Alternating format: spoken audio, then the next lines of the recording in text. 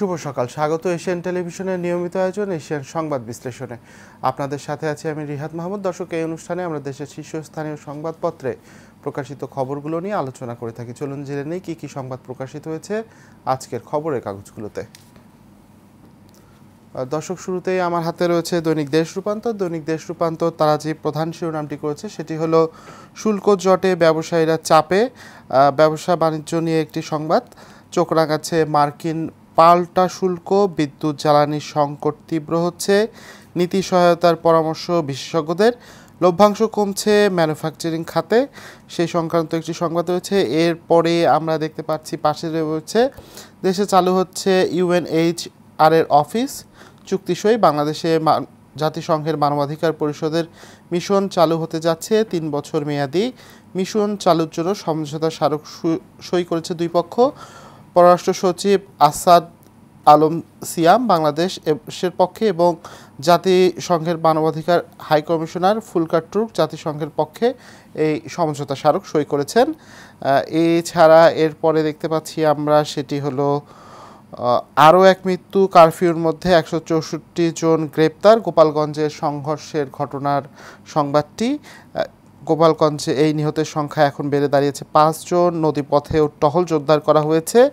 ফের বাড়ানো হয়েছে কারফিউ, যে কারফিউ আজ সকাল 6টা পর্যন্ত বাড়ানো হয়েছিল। অবশ্য এই সন্ধ্যা 6টা পর্যন্ত কিন্তু কারফিউ আবার শিথিল করা হয়েছে। পাশে আরেকটি সংবাদ দেখতে পাচ্ছি, ডক্টর ইউনুস লরেন বৈঠক, স্টারলিংক চালুতে সহায়তার প্রশংসা স্পেস এক্সের, এই সংবাদ রয়েছে। এবং প্রথমবারের মতো সাক্ষাৎকার নিয়ে বিচারপতি নিয়োগ, সুপ্রিম কোর্টের বিচারক নিয়োগ নিয়ে অতীতের নানা আলোচনা ও বিতর্ক হয়েছে।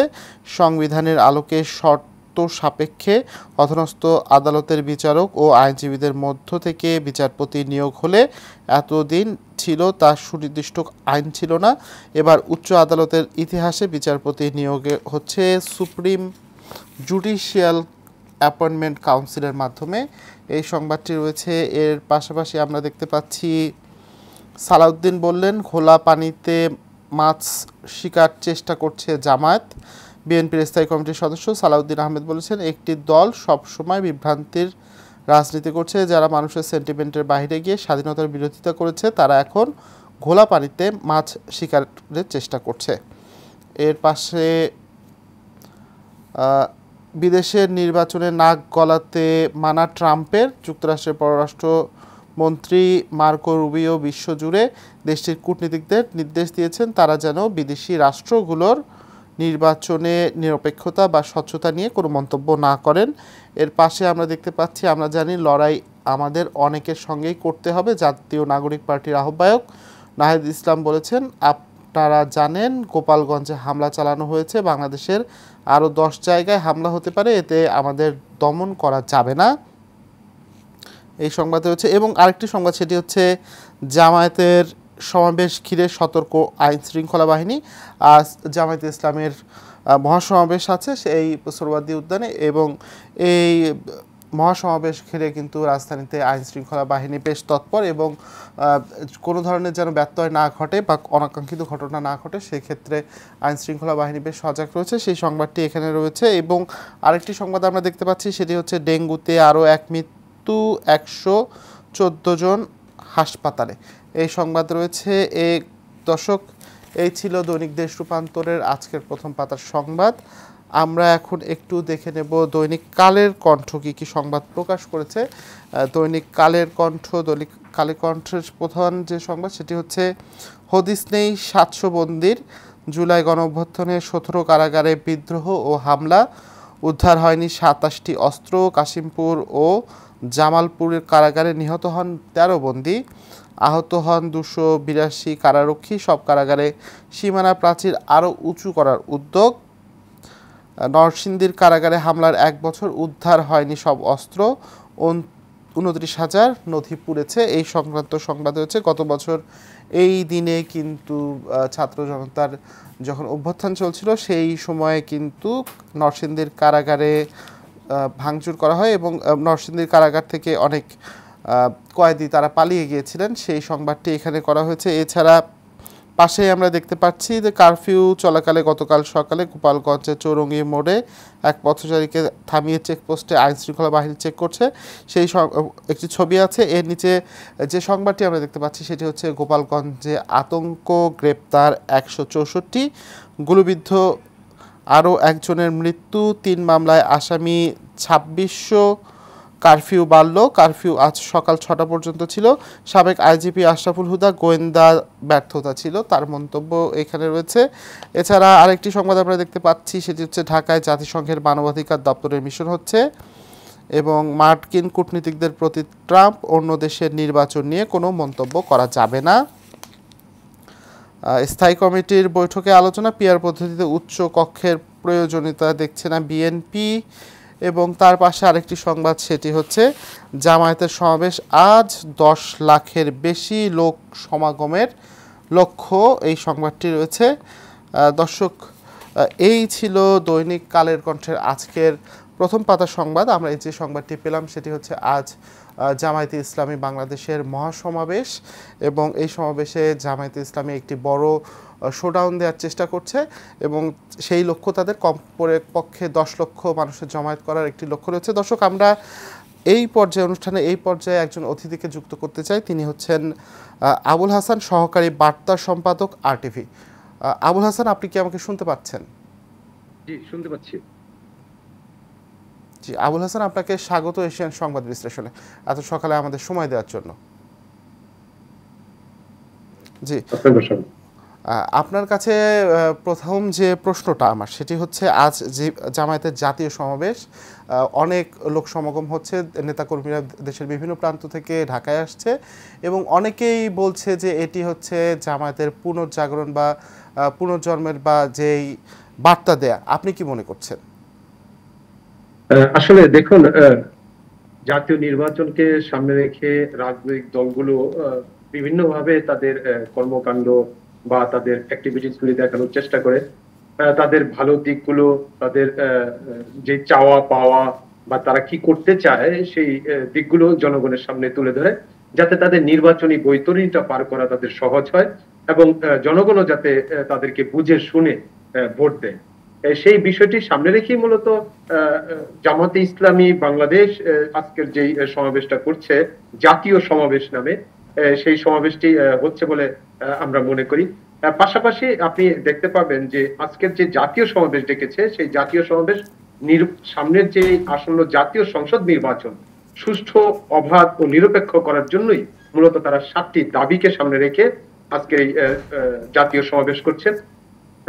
এই 7টি দাবির মধ্যে যদি আমি বিশ্লেষণ করতে যাই তাহলে প্রথম যেই 3টি দাবি সেটি নির্বাচন কেন্দ্রিক, আর 3টি দাবি তারা করেছেন যে 24-এর যেই গণ অভ্যুত্থান সেই অভ্যুত্থানকে কেন্দ্র করে, আর একটি দাবি তারা করেছে বা 2টি দাবি করেছে তারা সংস্কারকে সামনে রেখে। মূলত নির্বাচনকে সামনে রেখে তারা যে 3টি দাবি করেছে তার মধ্যে প্রথম যেটি দাবি তারা করেছে যে লেভেল প্লেইং ফিল্ড তারা চান, এবং পাশাপাশি তারা আরেকটি দাবি করেছেন সেটা হচ্ছে যে যেই নির্বাচন হবে সেই নির্বাচনের ভোটার যাতে প্রবাসী 1 কোটি প্রবাসী যাতে এই নির্বাচনে ভোট দিতে পারেন, তাদের ভোট নিশ্চিত করার জন্য তাদের ভোটাধিকার প্রয়োগের যে পদ্ধতি এটি যাতে বাস্তবায়ন এবং নিশ্চিত হয় সেটার জন্যই তারা মূলত এই 7টি দাবির মধ্যে করেছেন।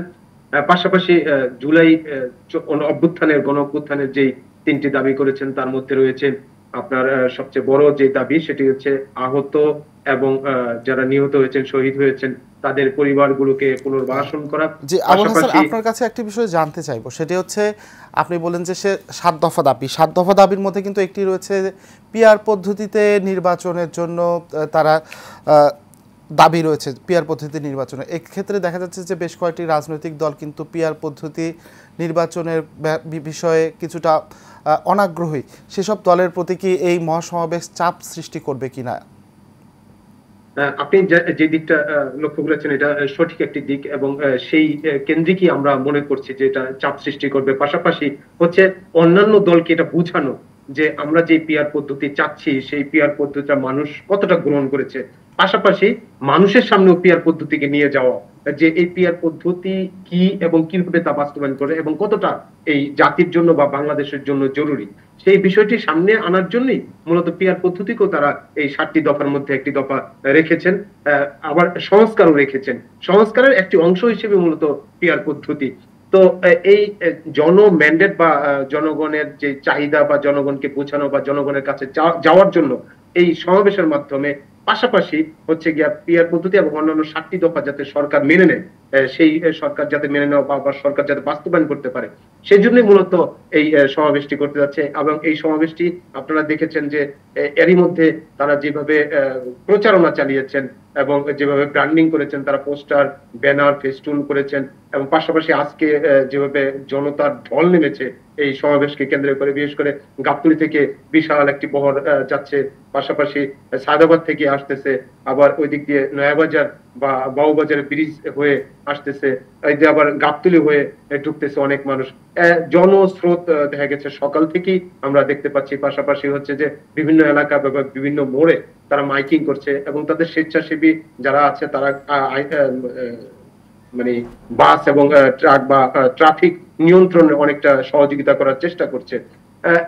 আদতে দেখা যাচ্ছে আজকের সমাবেশটা সফলতা তো আসলে রাজনৈতিক দলগুলো যে চাহিদা, সেই চাহিদা অনুযায়ী হয়তো বর্তমান সরকারও তাদেরকে কোনো বাধা বা বিপত্তি বা কোনো কিছু দিচ্ছে না, বা এর আগের যে আমরা মানে পরিবেশগুলি দেখতাম যে কোন দলের সমাবেশ ডাকলে অপর একটি দল বা অপর একটি মতের গোষ্ঠী সেটা বাধা দেওয়ার চেষ্টা করে, এরকম কোনো বাধা বা এরকম কোনো আশঙ্কা না থাকার কারণে সমাবেশটি ভালোভাবেই হবে এবং জনতার অবশ্যই একটি সমর্থন পাবে বলে আমরা বিশ্বাস করি। এবং পাশাপাশি এটাও বিশ্বাস করি যে জুলাই আন্দোলনকে সামনে রেখে বা জুলাই গণঅভ্যুত্থানকে সামনে রেখে বা পিআর পদ্ধতিকে সামনে রেখে বা অবাধ সুষ্ঠু নির্বাচনের জন্য যে তারা লেভেল প্লেইং ফিল্ড চেয়েছে, সেই 7টি দফা সামনে রেখে আমরা মনে করি যে এটা সরকার এবং অন্যান্য দলের উপর একটা প্রভাব সৃষ্টি করবে বা একটা প্রেশার সৃষ্টি করবে।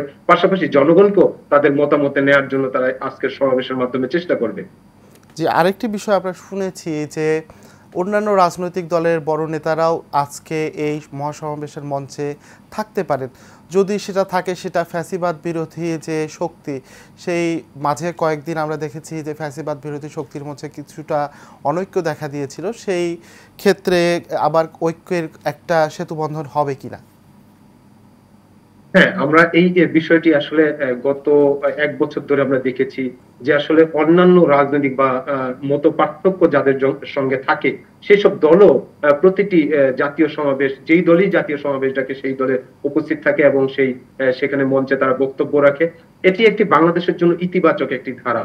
এই ধারার মাধ্যমে বাংলাদেশ এগিয়ে যাবে, সহমত, সহনশীলতা আমাদের মধ্যে সৃষ্টি হবে, এটি আমরা মনে করি। পাশাপাশি আজকের সমাবেশে হয়তো অবশ্যই বিএনপি বড় দল বা দেশের সেই দলের নেতারা অংশগ্রহণ করবেন। পাশাপাশি এনসিপি সহকারে যারা আছে, অন্যান্য ইসলামিক দল যারা আছে, তাদের সঙ্গে যারা জোটভুক্ত বা জোট করার বা সহমতে যারা আছেন, তারা হয়তো এই মঞ্চে উপস্থিত হবে এবং এটি একটি বড় একটি বার্তা। বিশেষ করে বিএনপি এবং জামাত ইসলামের সঙ্গে গত 16 বছর বা 20 বছরে যে আমরা বন্ধন দেখেছি, তাদের যে ঐক্য জোট আমরা দেখেছি, সেই ঐক্য জোটে ফাটল আমরা অনেকেই মনে করছি বা সাধারণ মানুষ মনে করছে যে ঐক্য জোটে একটা ফাটল দেখা দিয়েছে, তাদের মত পার্থক্যের একটা দূরত্ব সৃষ্টি হয়েছে, তাদের মধ্যে একটি বিরোধের হয়তো আশঙ্কা অনেকেই করছেন। তো সেটি সম্পূর্ণ সম্পূর্ণ আমরা দেখতে পাবো যে আজকে যদি এই সমাবেশে যদি অন্যান্য দলের বা বিশেষ করে বিএনপির যদি নেতারা উপস্থিত থাকেন এবং তারা যদি সেভাবে বক্তব্য আমরা শুনবো, সেই বক্তব্যের মাধ্যমে আসলে সহনশীলতার একটি পরিচয় আসবে এবং তাদের সঙ্গে যে মত পার্থক্যের দূরত্বের যে একটি মানে সংকোচন হয়ে যাচ্ছে, দূরত্ব কমে আসতেছে, সেটাই আমরা মনে করব যে এই সমাবেশের মাধ্যমে। জি, আপনার কাছে আরেকটি জিনিস জানতে চাইবো যে এই মহাসমাবেশ থেকে জামায়াত আসলে তাদের নেতাকর্মীদের কি বার্তা দিতে পারে?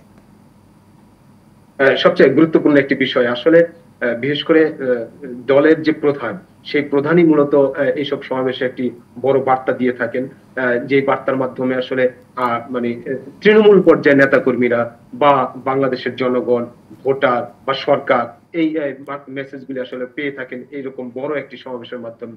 আমরা আশা করি যে ডক্টর শফিকুর রহমান, যিনি সিলেট থেকে আসলে নির্বাচনের একটি প্রস্তুতি নিচ্ছেন বলে আমরা শুনতে পাচ্ছি, তো তিনি আহ, আহ, এই এই দলটির প্রধান এবং সবচেয়ে গুরুত্বপূর্ণ একজন লিডার হিসেবে, নেতা হিসেবে আমরা মনে করি যে তিনি একটি বড় একটি বার্তা নিয়ে আসবেন, বিশেষ করে পিআর পদ্ধতি বা বর্তমান সরকারকে কতটুকু তারা সাপোর্ট করবেন বা কতটুকু তারা বিরোধিতা করবেন।